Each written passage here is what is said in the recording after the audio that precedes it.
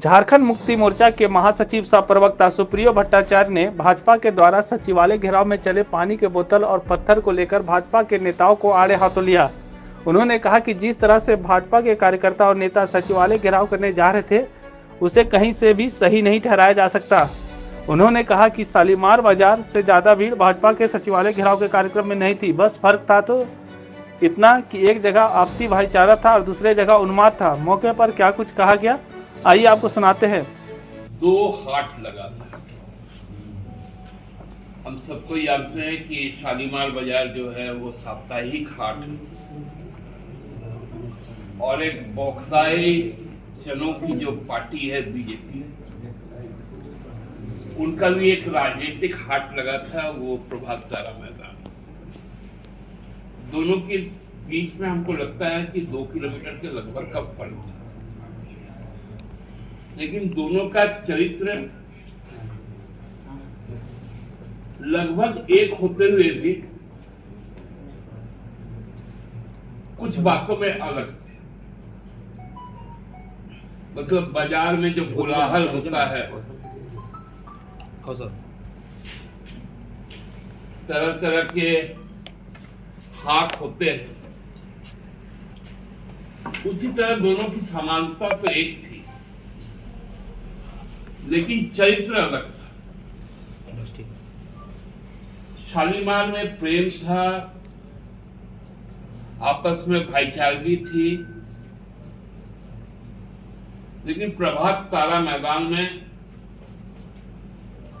द्वेष था,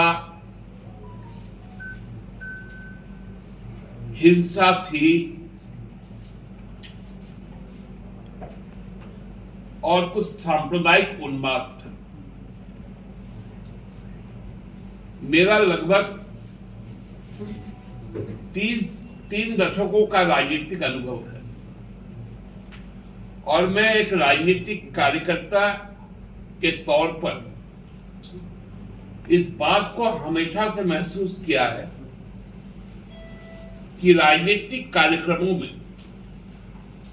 राजनीतिक नारे लगाए जाते, मुद्दों की बात की जाती और वो जो स्लोगन है, जो ऑपोजिट पक्ष है, वो स्लोगन का काट कुछ नया स्लोगन देकर करते। लेकिन कल के उस राजनीतिक कार्यक्रम में राजनीतिक नारे नहीं, सांप्रदायिक और उन्मादी नारे थे।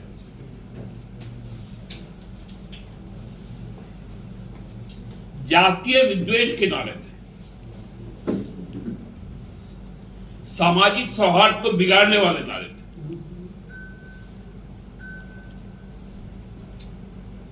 स्पष्ट तौर पर लोकतंत्र को समाप्त करने के नारे थे।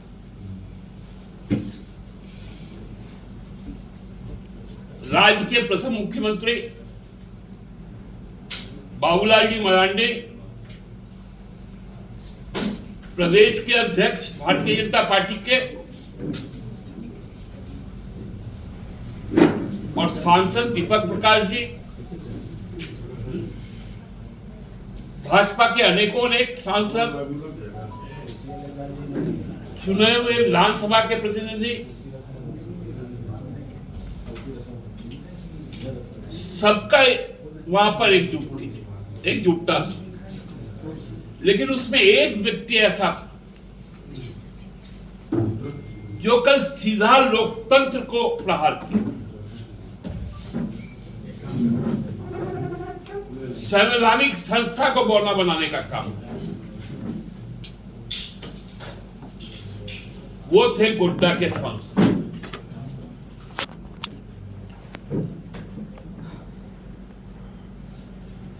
वो सीधा सीधी धमकी देने का काम किया, या यूं कहिए कि इस देश के जो लोकतांत्रिक ढांचा है, जो संवैधानिक ढांचा है, उसको चुनौती देने का काम।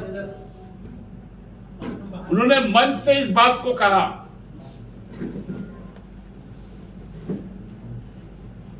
कि आगामी 13 अप्रैल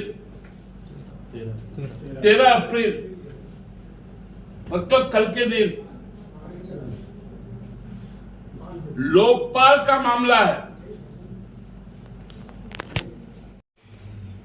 फैसला सुनाने वाला मानसिकता। दूसरी बात उन्होंने कही जो बहुत ही डरावना था। उन्होंने कहा कि मैं चुनाव आयोग पर दबाव डालकर 6 महीने पहले विधानसभा का चुनाव लोकसभा के साथ करवाऊंगा। मतलब अब चुनाव आयोग भी उनको रिपोर्ट करता है, उनका भाषा यही था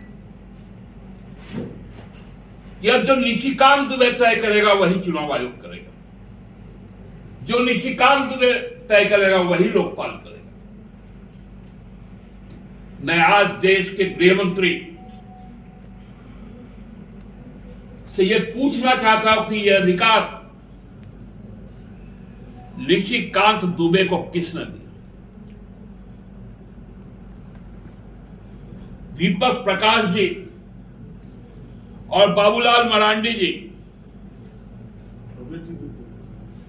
आपको यह बताने का काम करना पड़ेगा कि निशिकांत को यह अधिकार आपने किस हैसियत से दिया।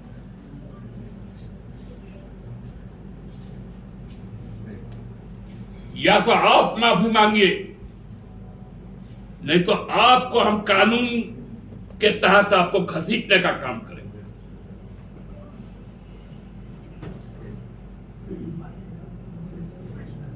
आपने कभी देखा कि कोई राजनीतिक दल के प्रदर्शन में बैरिकेडिंग के लिए हाथापाई होता है? हम लोगों ने भी किया है, लाठी खाई है, वाटर कैनन का बौछार खाया है, लाठी खा के हॉस्पिटल में तक एडमिट हुए।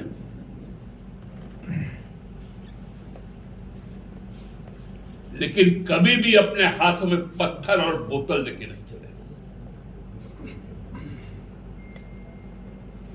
राजनीतिक कार्यकर्ता पत्थरबाज नहीं हो सकता, बोतलबाज नहीं हो सकता। उसके हाथों में झंडा होगा, तख्ती होगा, पत्थर और गोली और बम नहीं होगा। कल भाजपा के उन तत्वों के पास बम भी थे, अवैध हथियार भी थे, और पत्थर भी थे और बोतल भी था, और उसके गवाह आप सबको थे। आप लगभग आधा दर्जन लोग घायल हुए, पत्रकार लोग, पुलिस घायल हुई।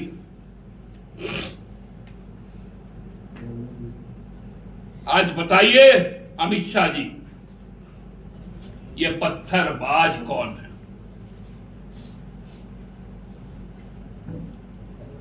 ये टुकड़े टुकड़े गैंग में आने वाले लोग कौन है? भाजपा को तो अब बताना पड़ेगा।